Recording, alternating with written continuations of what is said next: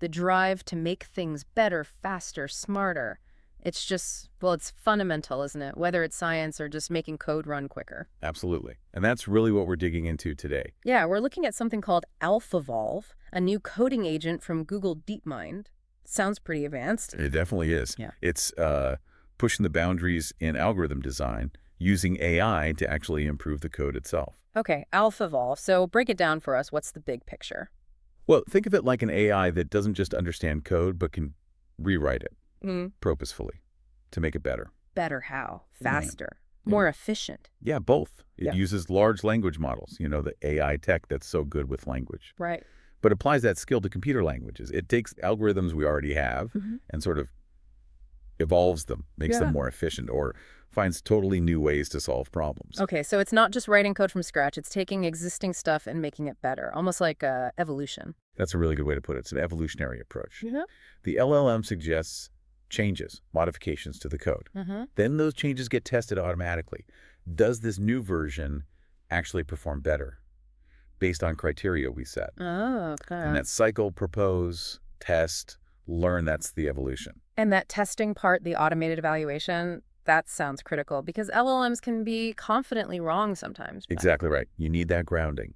By running the code and measuring performance, you filter out the bad suggestions. You ensure the improvements are real. Mm. And what's really cool is that through this iterative process, you can end up with algorithms that look very different from where you started. So it really could uncover genuinely new approaches, not just small tweaks. Precisely.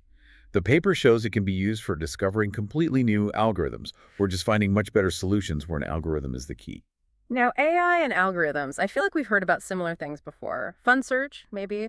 How is AlphaEvolve different? Yeah, good question. AlphaEvolve definitely builds on ideas from FunSearch, but it's a significant step up. How so? Well, for starters, FunSearch mostly dealt with tiny bits of Python code, like single functions, very short. Okay. AlphaEvolve can handle whole code files, hundreds of lines, and importantly, it's not just Python. It can work with pretty much any language. Wow. Okay. That's a big difference already. Huge. And FunSearch needed really fast evaluations, like under 20 minutes. AlphaEvolve can manage much longer running evaluations, hours even, using parallel processing. So it can tackle more complex problems where testing takes time. Exactly. And while FunSearch generated millions of samples, AlphaEvolve often gets great results with fewer, maybe because it uses these much more powerful state-of-the-art LLMs with big context windows. They just understand more. Right, more context. Plus, AlphaEvolve can optimize for several things at once, multiple metrics. FunSearch was really focused on just one. So it sounds much more powerful, more flexible. I think that's fair to say. But there's a key similarity, too.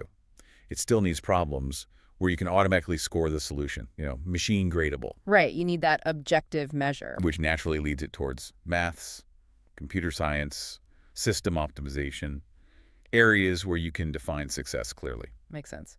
So how much human effort is involved? Do we just press a button and it goes? Not quite. Humans are still crucial, especially upfront. We define the what, meaning we set the goalposts, the evaluation criteria. What does better actually mean for this problem? Got it. We also usually give it a starting point, an initial solution. It doesn't have to be great, just something to begin with, and maybe some background info. Oh, okay. Then AlphaEvolve figures out the how, the actual code changes needed to reach that goal. So we pointed in the right direction. How do we tell it which parts of the code to work on? Is it the whole file? Good point. It's quite neat. You use special comments in your code, like #evolve block start and #evolve block end. Oh, simple enough. Yeah, whatever code is between those markers, that's fair game for AlphaEvolve to modify.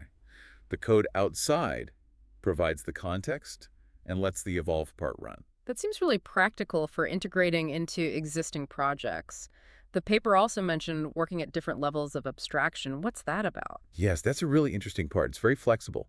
Sometimes you want it to directly rewrite the raw code. Okay. Other times, maybe you give it a sort of recipe or a constructor function for building a solution, and you let AlphaEvolve evolve that recipe. So it changes the instructions for building the thing, not the thing directly. Exactly. Or it can go even higher level and evolve the search algorithm it uses to find solutions. Or even, get this, co-evolve both intermediate solutions and the search algorithm together. Whoa, co-evolving. So the method it uses to find solutions gets better as it goes? Precisely. And The research suggests different approaches work better for different problems. Like Yeah. if the solution has symmetry, evolving the constructor might be best. If it's more irregular, maybe evolving the search strategy itself is the way to go. Fascinating. Okay, so we know the basics, the human role, the flexibility. Let's get into the engine room. How does it actually generate the improvements using these big language models? Right, so it uses top-tier LLMs like Gemini 2.0 Flash and Pro and feeds them these really rich prompts. Big context windows are key here. Meaning it can read a lot of information at once. Exactly. And the prompts are customizable. You can give it problem details, math equations, bits from research papers, Hmm. explicit context. So it's not just guessing. No, definitely not. They also use something called stochastic formatting, basically, slightly varying the prompt structure to encourage, let's say, more creative outputs from the LLM. Okay. And the prompts often include results from past attempts, the code, the score it got, feedback. Living from mistakes or successes. Exactly. And one of the coolest bits is meta prompt evolution. Meta prompt. Yeah, the LLM actually suggests improvements to the prompts themselves, helping to refine its own instructions for the next round. Huh. The AI is helping itself ask better questions. That's clever. And these diff blocks mentioned in the paper, what role do they play? So when the LLM proposes a change, it often presents it as a diff. It clearly shows the old code, marked with something like search enchant or a diff, and then the new code between PROI and replace. Like version control diffs. Makes Yeah. it easy to see the change. Precisely. Very clear standard. But sometimes, for small changes or total rewrites, it might just output the whole new block of code. And why use both Gemini Flash and Pro? Why not just the best one? It's about balance. The Flash is faster, cheaper. Yeah. It lets AlphaEvolve explore lots of options quickly. Yeah. Breadth first, kind of. Okay. Pro is more powerful, maybe a bit slower, but it can generate more sophisticated, potentially breakthrough suggestions. Depth first. So you get the best of both worlds. Lots of exploration plus deep dives. That's the idea. An ensemble approach. Maximize throughput, but also capture those high-quality ideas. Makes sense. So the LLM proposes a change in a diff block. Then what? How does it know if it's actually better? The evaluation step. Right. The core is a function the user provides. You write a piece of code that takes the proposed solution and spits out a number, or maybe several numbers, the scores. The metrics we talked about earlier. Exactly. By convention, AlphaEvolve tries to maximize these scores. This could be checking a math proof, running a simulation, measuring speed, whatever matters for the problem. And that score is the decider. Mostly, yes. But there are some optional refinements, like an evaluation cascade. Cascade. Yeah, you do quick, cheap tests first. Only the ones that pass the easy tests move on to the slower, more expensive evaluations. Saves resources. Smart filtering. And sometimes they even use another LLM call just to get feedback on things like code simplicity or readability stuff that's hard to score automatically. Interesting. Qualitative feedback almost. Sort of. And crucially, all this evaluation can be run in parallel across many machines. That's essential for speed. Right. Distributed computing. And you mentioned optimizing multiple scores, even if you only care about one main thing. Why do that? Yeah, it's quite clever. Even if you just want, say, the fastest algorithm, also asking it to optimize for maybe memory usage or code length can help. Ow! The thinking is, it forces the system to explore a wider range of good solutions. By looking at the problem from slightly different angles, it might uncover more diverse, more innovative pathways that ultimately lead to a better result on your main goal, too. It prevents getting stuck in a local optimum too early. Okay, that's subtle, but makes sense. Explore more widely. So you have all these potential solutions. They've been scored. How does AlphaEvolve decide which ones to use as the basis for the next generation of changes? It keeps everything, all the generated solutions and their scores, in what they call an evolutionary database. A library of attempts. Exactly. And how it selects from that database is inspired by techniques like MAP elites and island models from evolutionary computing. Okay. What does that mean practically? It means it tries to balance exploration and exploitation. Right. It wants to keep trying new, different kinds of ideas, exploration, but also focus effort on refining the types of solutions that have already shown promise, exploitation. The classic explore-exploit trade-off. Right. You don't want to just keep polishing the best thing you found so far, but you also don't want to randomly jump around forever. Yeah. This database helps manage that balance. And the whole thing runs on a big distributed system, you mentioned. Yeah, it has to, given the scale. Yeah. There's a central controller managing things, lots of LLM sampler nodes proposing changes, and lots of evaluation nodes testing them out. It's all asynchronous and optimized for throughput, getting as many evaluations done per hour as possible. Got it. Okay, we have a really good picture of the how. Now for the what. What has AlphaEvolve actually done? The paper highlights some big wins, starting with faster matrix multiplication. Why is that such a big deal? Oh, matrix multiplication is foundational. It's everywhere in computing. Graphics, simulations, and especially training huge AI models like the ones we've been talking about. So finding faster ways to do it has huge implications. It's been a major research goal for decades, ever since Strassen found a faster way back in 1969. The challenge is finding these things called lower-rank tensor decompositions. Lower rank means fewer multiplications needed. And AlphaEvolve made progress here, real progress. Absolutely. Starting basically from scratch, just the problem definition and a standard algorithm, it discovered new, more efficient algorithms for 14 different sizes of matrix multiplication. 14. Wow. Yeah. And the headline result is for 4x4 matrices with complex numbers. The best-known method, Strassen's algorithm effectively, uses 49 scalar multiplications. It stood for 56 years for the specific case. AlphaEvolve found a way to do it in 48. 48, one less, but after 56 years, that's huge. It really is. It's the first improvement for characteristic zero fields in over half a century. Amazing. And was it just a lucky guess, or did it involve significant changes? Oh, significant changes. The paper shows it modified the optimizer, the initialization, the loss function hyperparameters, a whole series of evolved improvements, about 15 steps. So it really built up the solution. Exactly. And while these results came from a simple starting point, they also note that seeding it with some human expert ideas could boost performance even further. A real human-AI collaboration potential. Incredible stuff. Okay, so fundamental computer science breakthrough. What about the pure mathematics side? You mentioned that too. Yes, and this is maybe even more surprising in some ways. They applied it to over 50 open problems in various branches of math, combinatorics, geometry, number theory, packing problems. Really diverse areas? Very diverse. And the results, it matched the best-known human-discovered constructions in about 75% of cases. Which is impressive on its own, rediscovering top results. Right. But in about 20% of the problems, it actually beat the best-known results, discovered new state-of-the-art constructions. It found new math. That's staggering. Can you give examples? Sure. In combinatorics, it improved the upper bound for a classic problem called Erda's minimum overlap problem. Oh. In geometry, it tackled the kissing number problem. How many spheres can touch a central sphere? In 11 dimensions, the record was 592. AlphaEvolve found a construction for 593. Wow. Pushing the boundaries. Exactly. And there were others, improvements in autocorrelation inequalities, uncertainty principles, various packing problems like arranging points or polygons optimally. How did it approach these math problems? Was it evolving proofs? Mostly, no. For many of these, especially where checking a solution is fast, it focused on evolving search algorithms. It was given a time budget and the current best-known solution, and its job was to evolve a heuristic, a search strategy, that could find a better solution within that time. So it learned how to search effectively for these specific problems. Precisely. And it often came up with quite complex multi-stage strategies. Maybe one heuristic to find good starting points quickly, then another to meticulously refine them.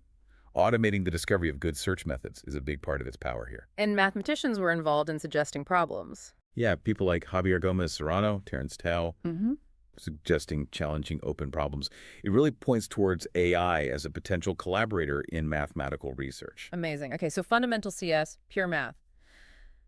But it's not just theoretical. It's being used inside Google too, right, for practical stuff. That's right. They've applied it to optimize parts of Google's own massive infrastructure.